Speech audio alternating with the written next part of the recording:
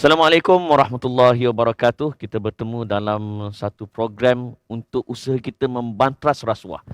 Ramai orang bila bercakap tentang khinzir kita terasa, ya Allah, geli jijiknya. Tetapi kita tak rasa jijik dan geli bila menyebut perkataan rasuah. Begitulah normalisasi rasuah yang berlaku dalam negara kita. Dan subjek matter kedua saya nak kongsikan, generasi muda dilihat sebagai pewaris masa depan negara. Sehingga kan ada pepatah dan ada yang menyandarkan kepada Ibn Khaldun mengatakan, sekiranya kita mahu melihat masa depan sesebuah negara, maka lihatlah generasi muda pada zaman tersebut. Dan di dalam usaha untuk membantras rasuah, di dalam usaha untuk rasuah busters, sejauh manakah kesediaan anak muda untuk berjuang di dalam membantras rasuah?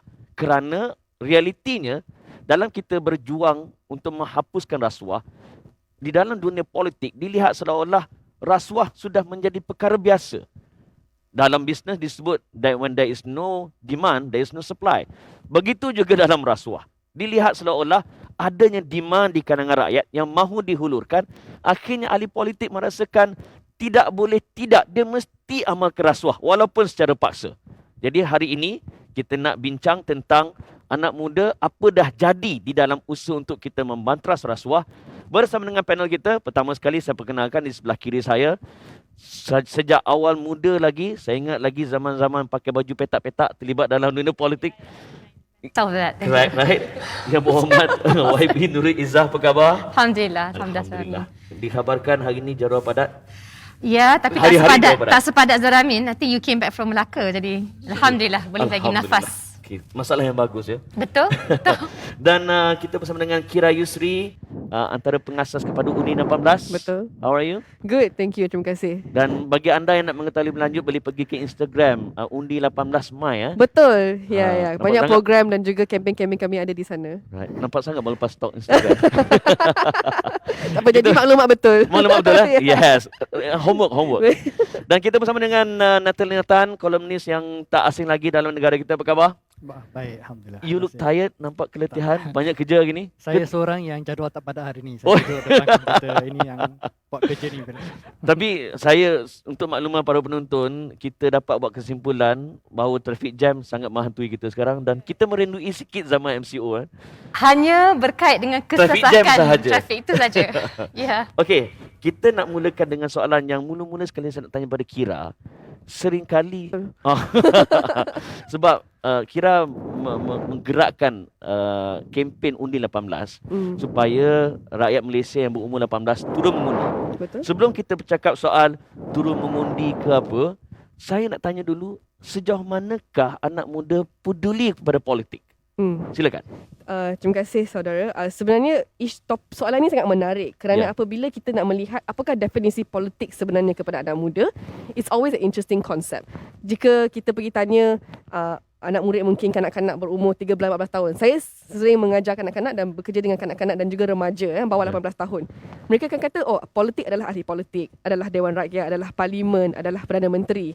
Tetapi apabila kami melakukan bengkel, kami melakukan simulasi bersama mereka, kami bertanya soalan seperti apakah pendapat awak mengenai UPSR? Apakah pendapat awak mengenai mansuhkan contohnya peperiksaan atau ujian? Apakah pendapat should we cancel homework for with kids, right?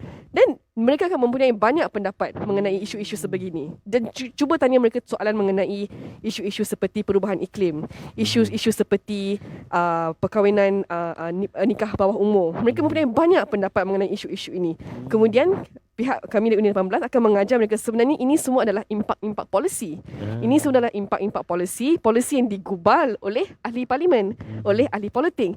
Jadi mereka boleh memahami bahawa politik ni bukan sekadar individu-individu yang famous di social media ataupun di TV, tetapi kepentingan politik tu sebenarnya isu-isu dan polisi-polisi.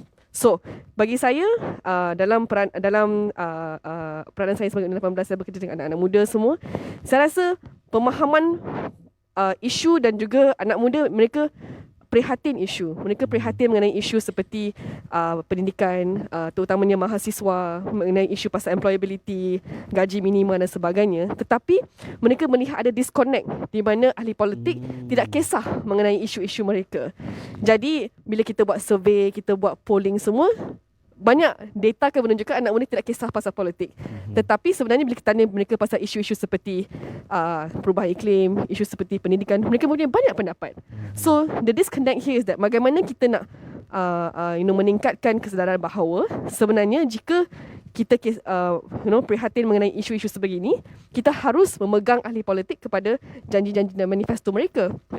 Jadi so the long story is, saya rasa terutamanya selepas 2 tahun ketidakstabilan politik di semerata negara, saya rasa anak muda mempunyai sedikit, kami dah penat lah. Kami dah penat melihat ahli politik yang tidak mementingkan diri sendiri selain daripada mereka, dan tetapi peningkat kesedaran mengenai isu-isu meningkat. Kita juga melihat trend in dalam data-data seperti Merdeka Center, Invoke. The answer is the same across all these data trends.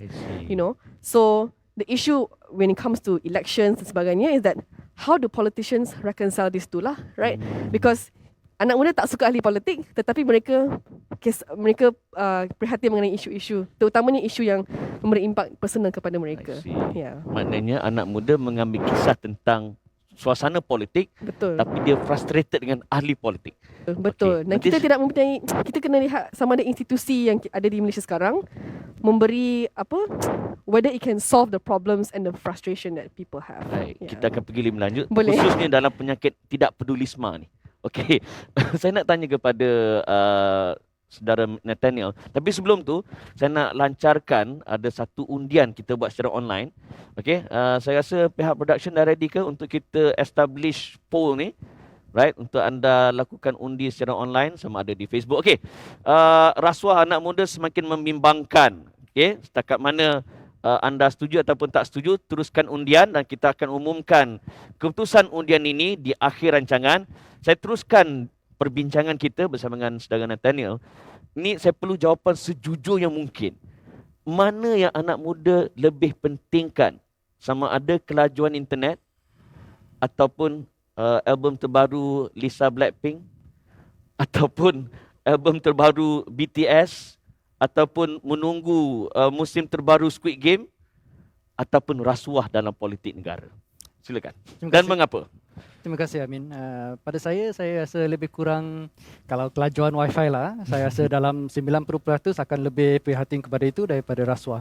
Tapi soalan yang bagi saya lebih menarik adalah apabila kita tanya soalan ni, adakah kita nak membawa implikasi bahawa anak muda gagal fahami situasi di negara, gagal prihatin, gagal peduli, atau adalah ini mencerminkan kegagalan kita untuk memahami situasi yang dihadapi oleh anak muda. Kita kena tanya soalan ni, apakah relevan kepada anak muda? Jika kita tengok kelajuan wifi, ini relevan kepada belajar di bukan saja untuk K-drama, Lisa Blackpink dan sebagainya, tapi juga untuk belajar kelas Zoom, work from home, untuk berniaga online, untuk berniaga cryptocurrency mungkin, ini benda yang relevan. Tapi kita kalau berbincang tentang rasuah, apa relevannya kepada anak muda? Ya mungkin kita boleh belanja banyak duit untuk cuba anak muda you harus prihatin kepada kerasuahan dan mesti membadras dan berjuang. Tapi kalau mereka peduli pun, apakah next stepnya? Mereka nak buat apa untuk membantras, membasmi rasuah? Apakah landasan? Saya rasa sekali lagi kita nampak kepada kegagalan kita diri sendiri untuk membagi satu landasan yang diyakini anak muda untuk betul-betul make a difference dalam perjuangan melawan rasuah. Baik.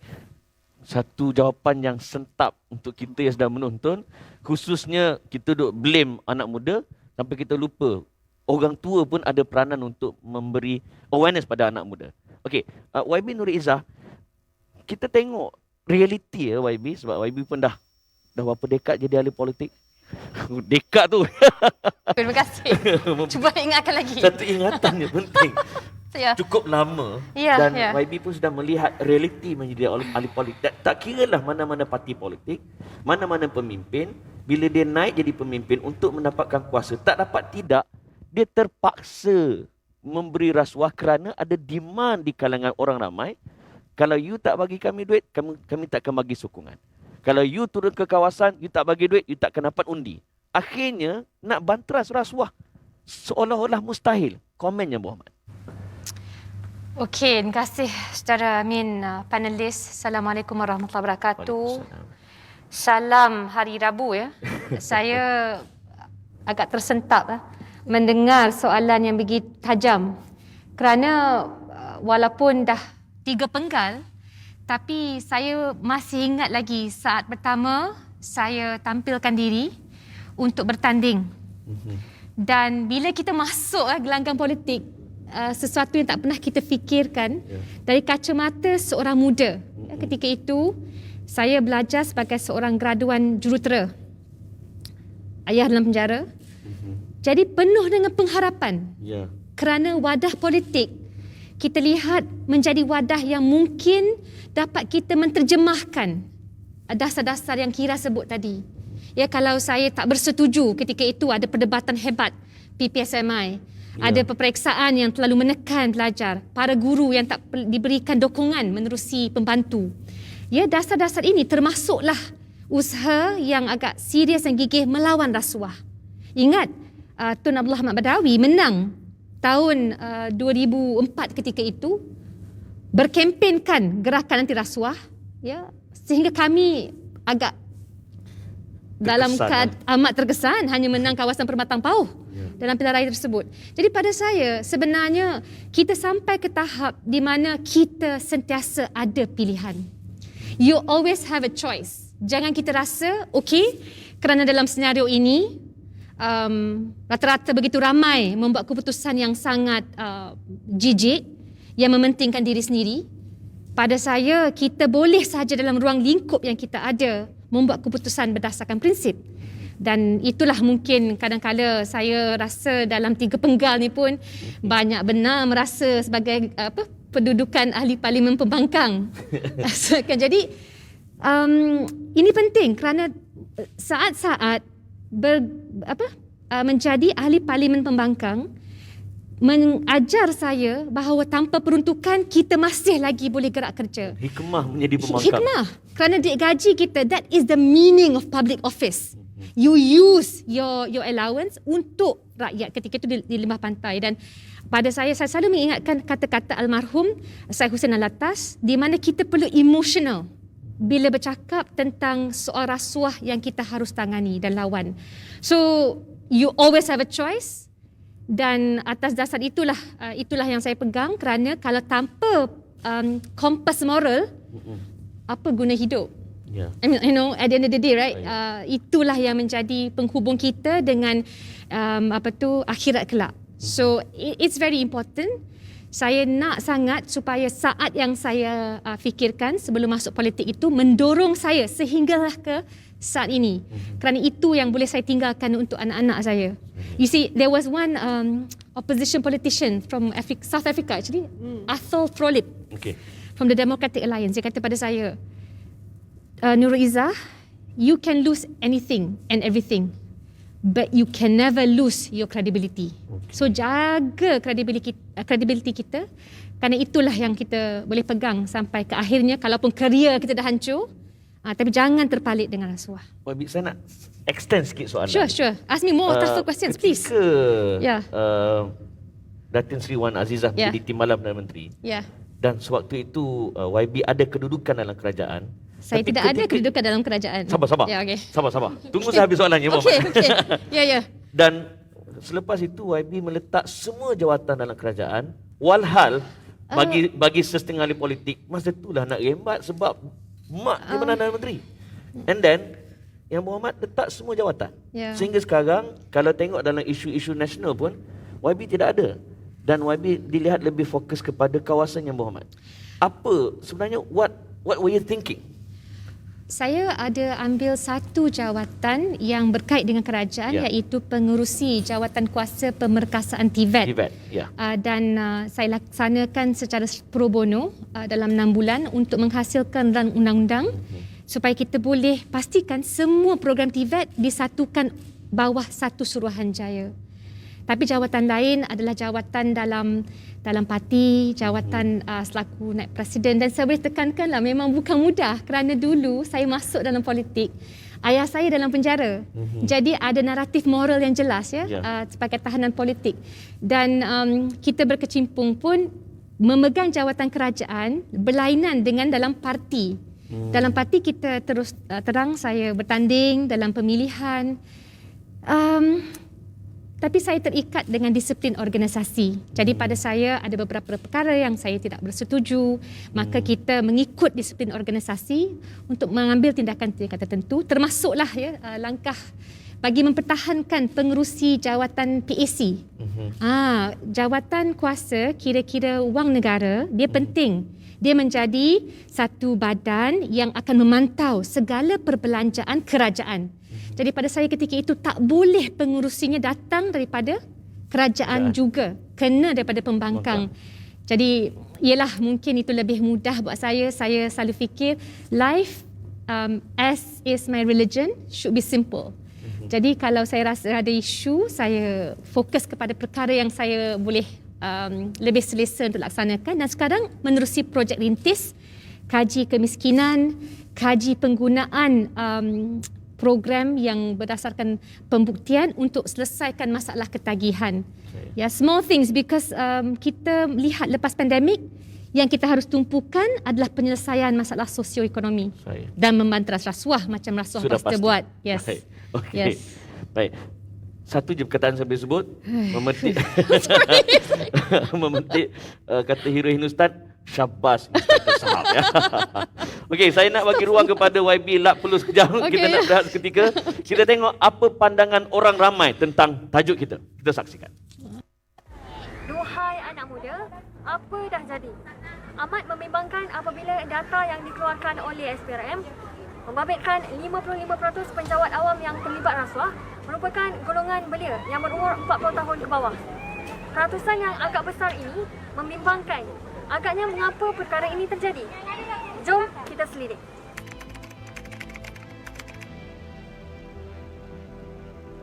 Gaya hidup materialistik, wang ringgit, kesedaran dari segi agama itu agak kurang sedikit. You bagi je, apa je. Kan, mesti ada terima je kan. Bila ada pihak yang memberi, di situ lah ada yang menerima kan. Gaji diorang tak cukup besar ataupun tak cukup diorang punya belanja kat rumah tu kan. Maybe extra money they want to get, the extra money. They already become biasa lah. So, biasa already. It's a bad habit lah. Di IPT walaupun mereka itu adalah golongan akademik, tetapi tidak semestinya golongan akademik tidak terlibat dengan rasuah. Sebab memang ada faktor dari segi jati diri, dari segi etika mereka, dari segi integriti mereka. Jika ini rosak, bermakna di mana saja mereka tempatkan, mereka akan boleh berisiko untuk menerima rasuah tersebut. Bila peringkat IPT ni lah peringkat dorang permulaan kan. Bila besok keluar daripada IPT, dorang dah dipupuk dengan permulaan yang macam tu. So pada saya lah, bila kat IPT pun dia dah boleh buat kerja macam tu. So luar daripada situ lagi lah. Mungkin betul lah tak dipupuk daripada kecil ataupun tak didedahkan, tak ada knowledge lah kita panggil kan. Mungkin pasal tu jugalah.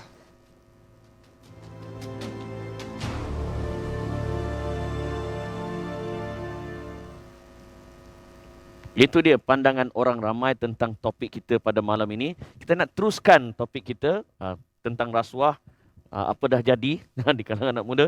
Saya nak kembali kepada saudara Nathaniel. Dia macam ni, sejauh mana partisipasi anak muda setakat ini pada pandangan saudara Nathaniel di dalam usaha untuk membanteras rasuah?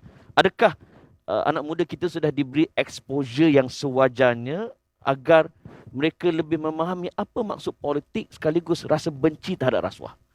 Terima kasih Amin. Saya rasa ini bukan seluruhnya soal exposure lah. Saya rasa untuk memahami budaya rasuah, pada saya dia kaitan budaya rasa dengan budaya politik agak dekat lah. Hampir sama. Hampir benda kita bincangkan benda yang sama. Tapi saya segan sikit lah sebelum kita start tadi, YB Izzah kawan saya dia kata, Nat, you nak hantam ahli politik lagi nanti ke? So, saya minta maaf dulu lah. Bukan semua ahli politik of course. Tapi saya rasa budaya ini memang satu benda yang melelasa dan yang masalah besar lah. Apabila dulu bila saya seumur dengan Kira sekarang, zaman dulu lah. Once upon a time. Once upon a time. Tak salah saya duduk sepejabat dengan YB Izzah. Dan kita kerja pejabat Datuk Seri Anwar waktu itu. Dan itu dulu lah. So dari dulu sampai sekarang kita ada lihat lah ramai anak muda yang berhasrat baik, berintegriti, ada karakter, ada moral. Mereka masuk dalam politik dengan hasrat dan bertekad untuk membersihkan politik. Ada yang berjaya sikit, ada yang kurang berjaya, dan ada yang nampak nak bersihkan politik tapi akhirnya politik yang kotorkan mereka. You know, dan kenapa apa yang jadi ini, you know, so kita nampak apa yang kita boleh katakan kita rasuah lah, atau cycle of money politics. You know, kalau kita lihat kebanyakan lah, mungkin bukan semua tapi kebanyakan parti politik di Malaysia, kita ada jawatan-jawatan kan. Kita ada presiden, timbalan presiden, naik presiden. Jadi pemimpin ini akan bertanding. Okay? So you bertanding naik presiden, timbalan presiden tu apa? Biasanya supaya kalau menang you boleh jadi menteri lah. Okay. Kalau naik jaya jadi menteri kan, dan you jadi menteri you boleh bagi kontrak. You bagi kontrak you boleh dapat kickback. You dapat duit, you boleh apa you belanja duit itu, you belanja duit itu untuk pemilihan parti supaya you boleh bertanding balik jadi naik presiden. Itulah circle dia. Itulah circle dia. Dan ini pada saya lah satu circle yang amat ketara. Ini boleh dikatakan pusat graviti dalam budaya politik kita. Dan bila orang masuk satu persatu dalam kita ni, biasanya mereka dimakan lah. Nak cuba seorang dua nak ubah ini, saya rasa tak berapa jadi. You know, so untuk mengubah budaya ini memang bukan satu perkara yang senang. You know, dan untuk terutama ni untuk anak muda dan sebagainya. Tapi bukan saja anak muda, saya pun orang tua pun kita nak cuba masuk dan buat itu mungkin gagal.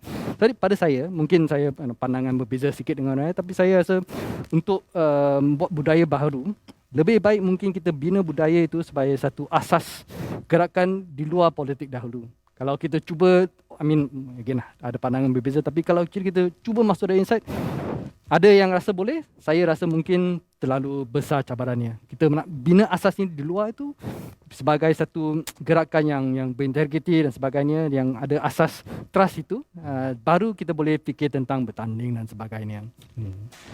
Saya nak lanjutkan sikit. Adakah anak muda kurang diberi exposure dalam dunia politik adalah kerana wallet dalam mana-mana parti politik?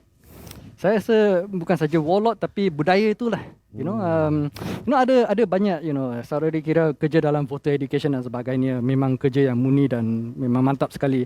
Tapi peribadilah, you know, kalau kita terlalu fokus kepada benda macam education, voter education, education of young people, dia ni buat ada assumption yang anak muda ini dia tak berapa faham atau tak cukup exposure. Saya rasa ini tak betul. Saya rasa voter dan anak muda semua ni pandai.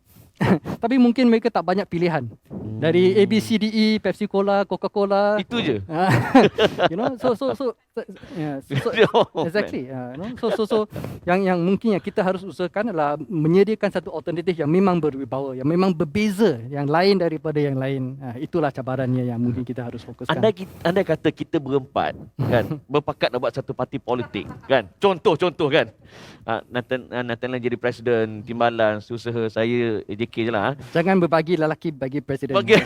Always let the woman be president. Komunikasi. Adakah kita boleh survive sebagai sebuah parti politik yang tidak mengamalkan budaya yang disebut tadi? Ya, pada saya lah. You know, ini mungkin berbeza daripada pandangan lain. Tapi pada saya, kalau kita start dengan mengasaskan parti politik sebagai langkah pertama, maksudnya bila start parti politik, andaian yang pertama, cabaran pertama, bagaimana kita nak menangkan pilihan raya. Itu jadi soalan pertama dan soalan utama. Yang soalan-soalan lain jadi dipinggirkan. Tapi kalau soalan ke-89. Kalau you start dengan itu, terlalu susah. You know, berbincang tadi berkenaan demand and supply. Yeah. You know, sekarang voter ada expect rasuah. So politician kena terpaksa ikut. Tapi saya rasa kita nak blame voter pun mungkin salah. Kalau semua politician tak bagi rasuah, macam mana lah? Ini macam tengok Mandela, is a great film on this topic. But you know, I think jawapannya bukan bermula dengan buat parti politik baru atau terlalu fokuskan kepada soalan-soalan politik. Dia kena dibina di luar dulu. So kita tangguh dulu hasrat politik. Okey, Kira, di dalam kempen untuk undi 18 ni kan, sejauh manakah the ability, kompetensi pengundi-pengundi umur 18 ni membuat keputusan memilih calon secara matang dan juga secara bijak, tak kala perbualan harian mereka ialah siapa couple kau, main game apa lagi, kan? Sabar-sabar kan? So saya perlukan jawapan sebab ini bukan soalan saya, ini tanggapan masyarakat. Sebab ada kata-kata begitu. Macam mana nak mengundi sedangkan itu tajuk perbualan mereka? Sedangkan ini agenda negara.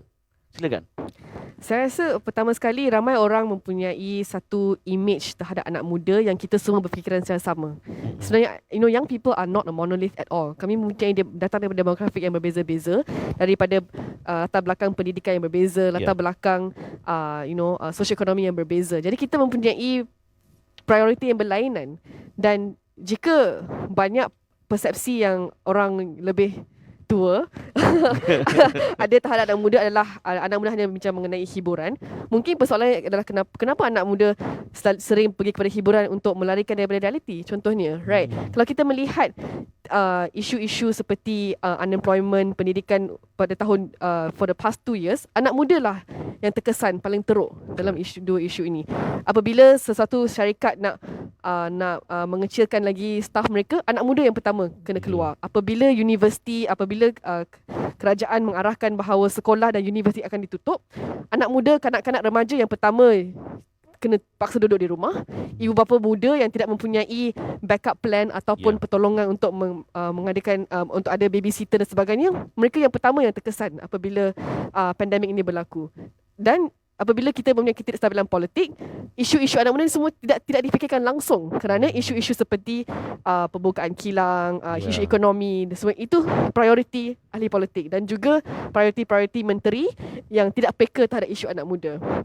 Jadi saya rasa tanggapan yang anak muda tidak matang dan sebagainya tanggapan salah kerana anak muda kita we go through life just like everyone else. Kita kena bayar sewa rumah, kita kena bayar duit minyak, kita kena bayar kena beli laptop untuk PDPR, device dan data dan sebagainya. Jadi macam mana kalau I think it's a huge injustice to assume that young people are very shallow, right? Saya tidak menafikan bahawa mungkin tak semua anak muda peka politik ataupun peka polisi dan sebagainya. Tetapi siapa yang sangat-sangat peka? Kan? Kita tidak boleh menganggap bahawa masa mudahnya macam nak yang tua tu peka. Saya tak nak kata macam itulah kan. Saya cakap. Ya, silakan. Ya, saya memang setuju sangat. Kadang-kadang perasaan atau persepsi bahawa kita tak ada kuasa, powerless. Ya, bukan saja anak muda. Saya yang memang kita buat kajian kemiskinan. Kita cari paras pendapatan garis kemiskinan yang lebih relevan selepas pandemik. Saya sempat membentang kepada Menteri Kewangan. Tapi akhirnya paras kemiskinan yang diguna pakai lagi bawah daripada 2019 punya. Jadi saya pun rasa kita ni kadang-kadang memanglah nak istiqamah. Tapi rasa geram, rasa kecewa tentu ada. Bagaimana perasaan anak muda?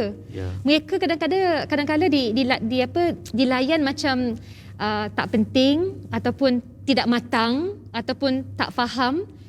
Sedangkan ada segmen-segmen across all generation. Saya rasa setiap generasi akan ada masalah sendiri. Kita dengar masalah boomer yang kadang-kadang terlalu tepu pemikirannya, tak boleh nak faham kemahuan dan tidak berempati.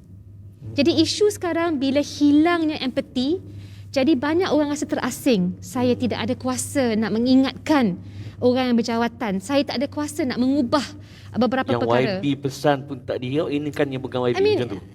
Saya begitu satu. Dan keduanya macam contoh, ambil contoh mudah, rancangan makanan tambahan untuk anak-anak sekolah. Itu yang Dr. Mazli Simpang Renggam bawa kan. Saya duk fikir takkanlah tak dikembalikan bila sekolah buka. Itu benda basic tau. Dia ahli parlimen mana pun, parti mana pun, tentu akan ada ibu dan ayah perlu makanan bernutrisi bila sekolah buka. Segmen B40. Yang B60 sekarang lebih ramai lagi jatuh. Tapi itu yang dibatalkan Dan kita tahu antaranya sebab dana tak cukup. Tapi kita tahu juga ada contoh lain, perbelanjaan masih lagi berjalan untuk perkara-perkara yang tak penting. Jadi ada powerlessness. Kita kena address dan kita kena kembali berempati. Sama ada saya berempati dengan anak muda berempati dengan golongan yang lain, dan semua menyampah dengan boomers. That's my case. Kira, sila sambung tadi. Ya. Jadi YB, she mentioned something about empathy, dan itu sangat penting kerana Yes. ramai orang ahli politik bila kita bercakap pasal UNI 18, mereka selalu kata, oh, anak muda terlalu beremosi, kita terlalu emotional, cannot make a rational decision. Tetapi politik adalah isu yang beremosi. Kan?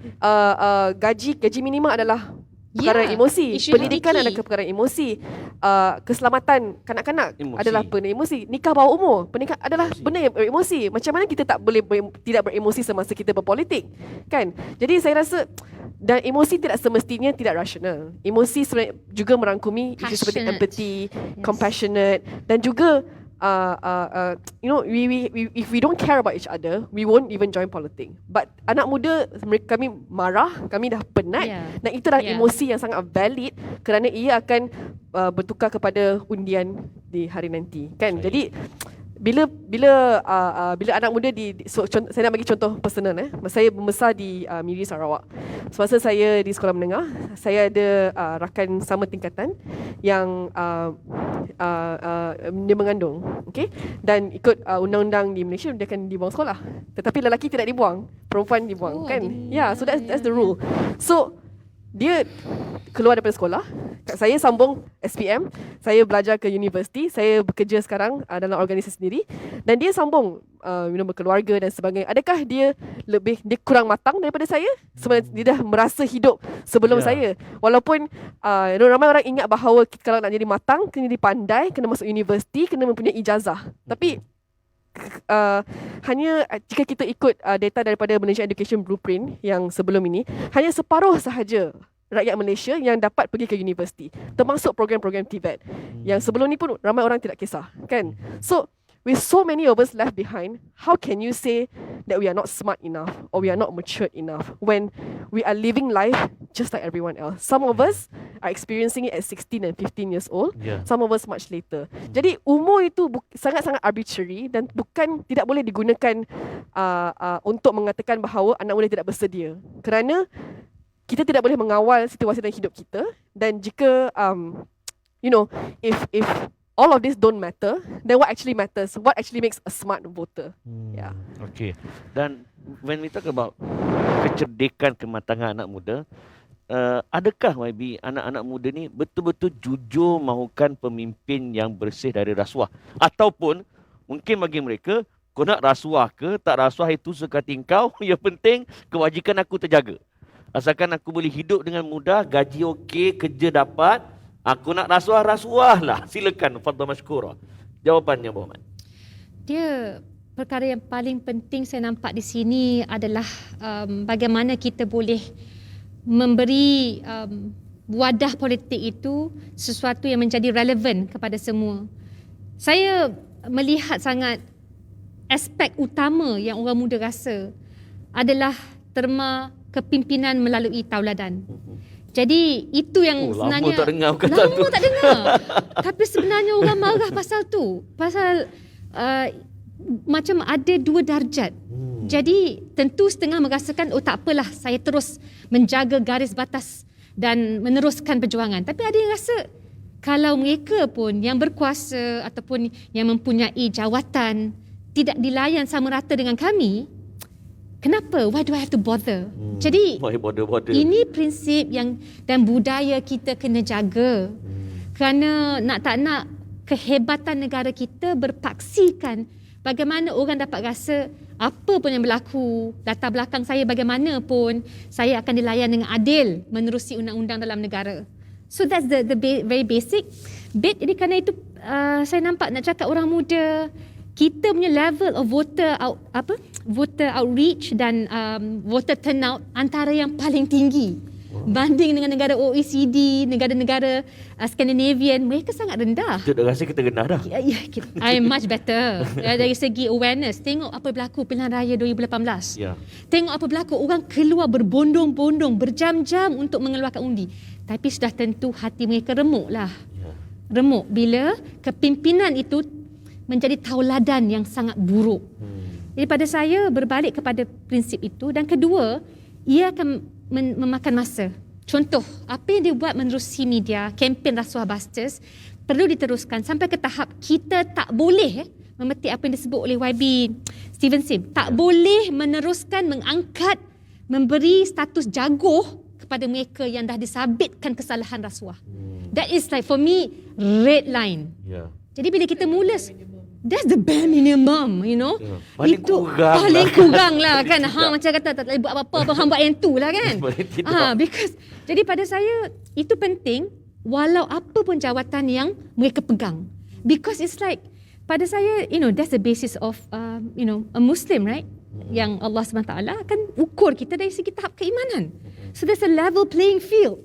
So samalah di negara kita, saya mahu kita mulakan, ya, sama ada bukanlah tutup kedai tapi tapi maksud saya kita mulakan kesedaran yang apa pun mungkin bajunya, you know, cantik, mungkin hiasannya menarik, tidak mengambil, ya, tak boleh menarik perhatian daripada hakikat memang pelaku rasuah. Sekurang-kurangnya. I mean, the bare minimum. Minimum standard. Okey, Yes. sebelum kita umumkan keputusan mengundi online ni, saya nak tanya sikit kepada saudara Nathaniel.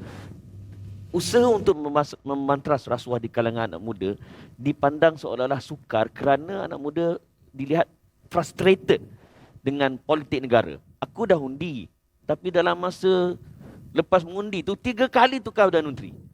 Lompat parti sudah menjadi umpama zikir di kalangan ahli politik. Kan? Sekian, terima kasih kan. Is there any remedy untuk overcome benda ni dalam short term? Long term is another story, but short term. Saya minta maaf lah, bab short term ini saya memang bukan pakar. Okay, long term. Tapi mungkin you know, kita bincangkan tadi, you know, adakah anak muda cukup matang untuk buat pilihan. You know, saya rasa soalan ini pun mungkin terpesong sikit daripada realiti. Kalau masalah ni adalah parti A berrasuah, parti B tak berrasuah dan anak muda akan mengundi parti A, mungkinlah kita boleh kata oh mereka tak cukup matang ke apa. Tapi kalau parti A dengan parti B dua-dua pun berrasuah, apa bezanya matang ke matang? Bukan anak muda saja yang buat pilihan, tapi orang tua macam saya pun nak pilih mana ni? Ini tak jadi penin. Tak jadi relevan lah, you know. So saya rasa ya kita kurang pilihan. Kurang pilihan. Ya. Silakan YB. Saya setuju sangat-sangat kerana itu berbalik kepada reformasi institusi. Macam PAC satu kan, tapi pada masa yang sama SPRM. Bayangkan di Malaysia SPRM dia tak ada kuasa mendakwa dengan sendirinya. Dia masih lagi bergantung dengan sumber keuangan Kementerian Kewangan bawah JPM. Jadi mahu tidak mahu institusi, that is everything. Ramai yang tanya dulu pun semasa kenapa kena undi saya kata of course insya-Allah saya lakukan yang terbaik kan. Kita at the end of the day it's your conscience right? But institusi tu tak boleh kompromi. Because kalau institusi tak ada, siapa nak jaga dana rakyat? So the SPRM, undang-undang yang kita perkenalkan sama ada untuk melindungi pemberi maklumat ataupun untuk mengelakkan lompat parti. Itu penting because dia akan mengekalkan kestabilan di mana akhirnya pengundi merasa okay, pilihan saya dipertahankan. This is not a popular thing. Saya fikir, tapi mahu tidak mahu, macam Nathaniel cakap, tidak boleh ada short circuit anything. Nak dapat sesuatu dengan cepat, ibu mengandung 9 bulan, jadi you know, Rome is not built in one day. Rome was never built in you know, in one day. Jadi samalah kita kena ada agenda kita dan kita kena jelas secara konsisten mendesak ke arah tersebut. Sebenarnya reformasi institusi pun boleh membantu anak muda untuk mencuri politik. Kerana apabila kita mempunyai institusi yang independen dan mereka tidak menjadi permainan politik, anak muda akan mempunyai peluang yang sama rata untuk memasuki arena politik. Jika kita melihat sekarang Contohnya parti muda nak berdaftar pun tak boleh, tetapi kita melihat banyak parti-parti baru didaftarkan kerana proses pendaftaran tidak independen, ini masih di bawah kementerian-kementerian. Contoh Undi 18, Election Commission SPR bukan independen, mereka di bawah JPM juga. Hanya apabila kami kena pergi ke mahkamah, baru mahkamah menentukan bahawa sebenarnya kita tidak boleh menengahkan lagi Undi 18. Jadi reformasi institusi bukan sahaja boleh menolong untuk membantras rasuah, tetapi kita boleh mengubah budaya politik secara keseluruhan if we have a lot more independent commissions. Saya nak tambah je kan. Saya masih ingat lagi. Kita malam ni dipanggil sesi tambahan. Okey, sorry. Pasal rasa kecewa masa keadilan, Parti Keadilan Nasional ketika itu. Kita sampai ke tahap kena ambil alih parti yang dah wujud. Can you imagine, when I think back muda punya kes, daripada zaman tersebut sampailah ke hari ini kan, sudah tentu kita mahu padang yang sama rata. Tapi memang it's so difficult ya Tuhan, you know. Memang orang kata wujudkan wujudlah parti baru dan sebagainya. Itu satu untuk pewujudan. Jadi kita ambil alih parti dan kita wujudkan tukar Parti Keadilan Nasional, tapi pada masa yang sama nak juga mendapat dukungan. Parti perlu bergerak mengakar dengan rakyat kan. Jadi proses tersebut kalau tak dah lama lah kan kita buat parti baru kan. Tapi proses tersebut mengambil masa. Maka kita istiqamah dan kita juga tahu kita perlu memenangi segmen-segmen di luar bandar. Dan ini adalah proses dan eksperimen yang menelan bukan sahaja keringat tapi melibatkan banyak kedukaan lah. Bahasa anak muda banyak cekadak lah. Nampak parti baru. Okay, I know dia saya dah Biasa muda pula. Pada hasil silap tadi politik. Okey, kita tengok apa keputusan undian online. Kita saksikan di skrin. Rasuah anak muda semakin membimbangkan. 15.4% menyatakan tidak, manakala 84.6% bersetuju. Okey. So kita boleh fikir-fikirkan. Of course dia tidak mewakili rakyat Malaysia secara menyeluruh, tapi secara tidak langsung pun kita boleh ambil persepsi. Ini responden penonton pada malam ni. Okey, dalam round terakhir ni kita punyalah sembang pompam ni. The question is macam saudara Nathan sebut tadi. What's next? Apa yang perlu kita buat, apa yang perlu anak muda buat, saranan daripada otak-otak politik ni, walaupun belum tua lagi, masih lagi muda saya kira. Saya nak dengar dulu daripada saudari Kira, silakan. Okay, saya sering jadi wakil anak muda. Tapi saya rasa, saya nak point out dua perkara lah. Saya rasa sejak undi 18 telah dipinda dalam parlimen, beban terhadap anak muda semakin meninggi untuk mengubah landscape politik. Dan saya rasa sebab mana-mana anak muda yang menonton malam ini, saya rasa kita pun tidak boleh melepaskan tanggungjawab begitu sahaja. Sangat penting sekarang, now more than ever, untuk kita menjadi aktif dalam politik, dalam landscape demokrasi di Malaysia. Sama ada ia memasuki parti politik ataupun belajar mengenai politik ataupun policy-policy. That's always the first step. Salah satu saya rasa satu perkara yang anak muda tidak cukup melakukan adalah mengadakan perbincangan yang susah, difficult conversations about race, religion, corruption, education.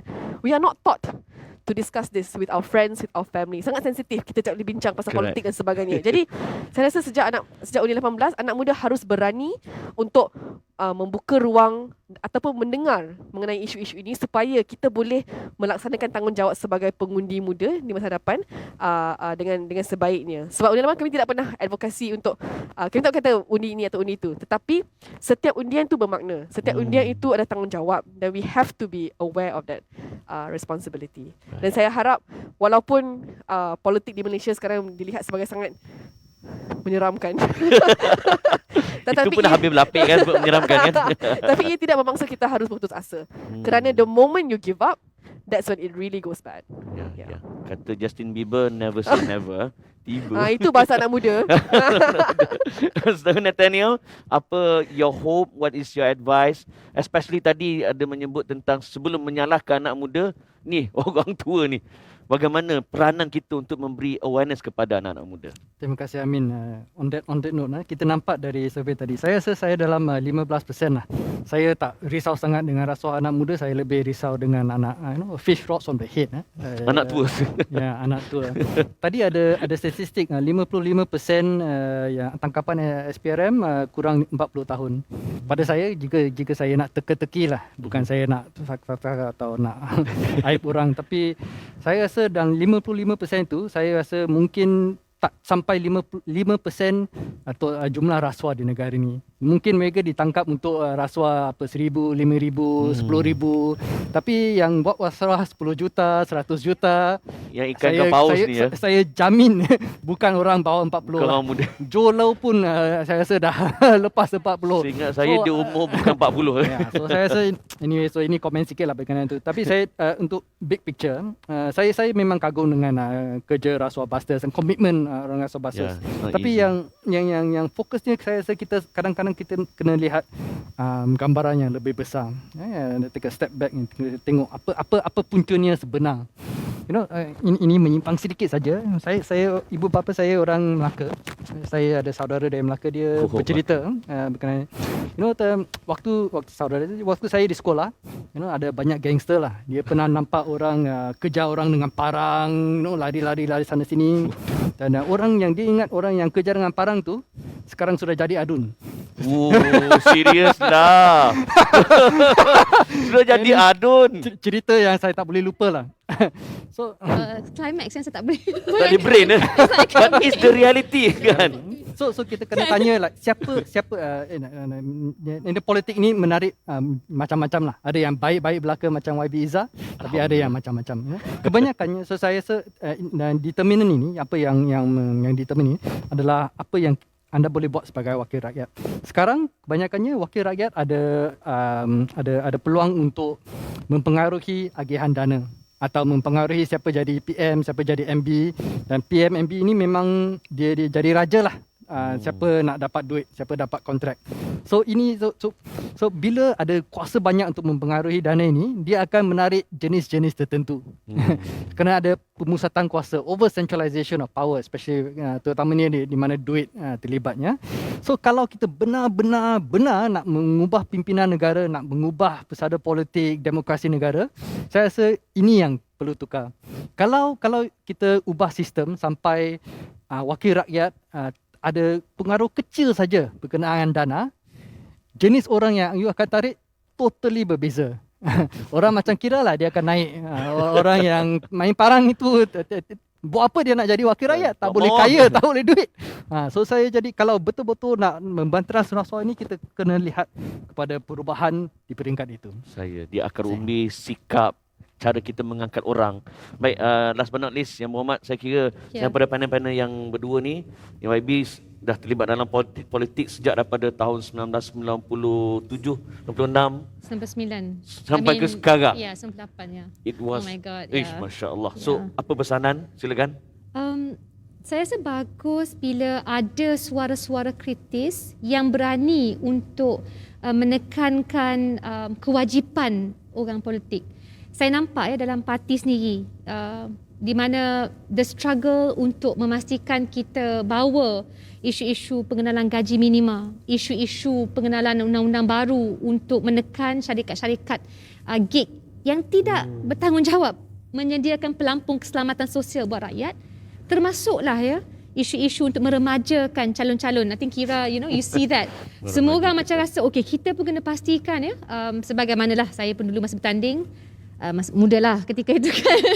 Sekarang muda lagi Wan. Tapi tentu pada masa yang sama, itu antara kekuatan lah. Kami masuk dulu pun kerana kita nak pastikan parti ada regenerasi. Itu 2008 Jadi penting kerana parti punya survival depends on regenerasi. Pada masa yang sama, mewakilkan juga calon-calon kepada segmen masyarakat bukan yang membawa parang, tapi yang memang cikgu, itu kekuatan antara lain yang supaya masyarakat merasakan we are represented. We are represented, in the Dewan Rakyat. Tapi pada masa yang sama, selagi kita tak ambil insentif-insentif tertentu, menerusi pengenalan undang-undang dan juga menerusi SPRM ini, sepatutnya kalau ahli politik lihat, dia akan melari sejauh dan dia akan pecut kerana dia takut. Tapi hakikatnya white collar crime, hakikatnya skandal-skandal besar, kita tak nampak ada rasa takut oleh pelakunya. Saya rasa this is a severe problem. Bahkan disanjung sebagai wira. Ya, tapi this is a severe problem. Di mana mungkin Rasuah Buster antara program unik terulung pada saya yang memang secara non-stop asyik mengingatkan balik again and again, Datuk Usam, tidak pernah lesu, tak pernah letih untuk mengatakan kita kena condemn rasuah. Sudah tentu dalam diri saya sendiri kan, sejak tahun 1998 tentu rasa kadang-kadang oh my god, we've been through this again, dan bukannya mudah. Tapi bila saya baru sebut tadi bila saya tengok training United Nations Office of Drugs and Crime, contoh ketiga 1MDB. Serius lah. Yeah. Event international. Yes. Jadi saya rasa Famousnya Malaysia. ya, tapi ini mengingatkan saya not on my watch, right? Tidak di bawah nama-nama kita, dan ini penting untuk memperkukuhkan iltizam sama ada orang muda. Saudara Amin, kempen yang dibuat oleh Rasuah Busters, Kompas Sinar untuk meneruskan usaha. Saya percaya dengan rakyat yang jauh lebih matang. Kita akan tengoklah, tak ada mana-mana ahli politik yang mudah tidur malam lepas ni. Tak boleh tidur lena. Percayalah. Dan saya rasa benda tu benda positif. We must teach all politicians a lesson. Masya Allah. Keyword dia, teach politician a lesson. Not easy for me to say, but you know. May not be easy, but it is possible. InsyaAllah. Baik, Mr. Nathaniel, Miss Kira dan juga Yang Berhormat Nur Izzah, terima kasih banyak. Terima kasih Saudara Amin. Sudi Good berkongsi. moderator. Ya. Baik. Yes, good job, dan kita ucap tahniah kepada Rasuah Busters di atas penganjuran program pada malam ini. Dan sebelum saya labuhkan tirai, saya selalu kongsi bila cakap soal rasuah, pengalaman saya pernah menemu Allahyarham Tok Guru ni Aziz. Masya Allah, masa saya interview beliau, saya terkejut dan pelik kenapa di poket dia ada 2 pen. Satu pen Parker, satu pen Kilometrico. Dan di akhir temu bual tu, saya minta Tok Guru sign satu dokumen sebagai tanda dia setuju untuk siarkan interview tu. Dia sign guna pen Kilometrico. Saya tanya Tok Guru, bakpo kecek kot Kelantan lah. Bakpo sign guna pen go murah, tidak pen go mahal. Kan? Dia kata pen Kilometrico, pen murah ni, pen ambo untuk urusan peribadi. Pen Parker ni adalah pen kerajaan, untuk urusan kerajaan. Kalau ambo guna pen kerajaan untuk urusan peribadi, lagu mana ambo nak jawab akhirat esok pada setiap titik dakwah ambo guna untuk kepentingan peribadi? Amanah seorang pemimpin. Parti kami guna pakai apa yang diilhamkan dan dibuat oleh Allahyarham Tuan Guru. 20% daripada gaji kita masuk untuk dana parti because of him. Semoga Allah merahmati arwah Tok insyaAllah. Guru, dan semoga program Rasuah Busters dapat melahirkan ramai anak-anak muda yang mewarisi amanah seorang insan seperti arwah Tok Guru. Terima kasih banyak kerana menonton. Sehingga kita jumpa lagi. Saya Amin Idris. Assalamualaikum warahmatullahi wabarakatuh.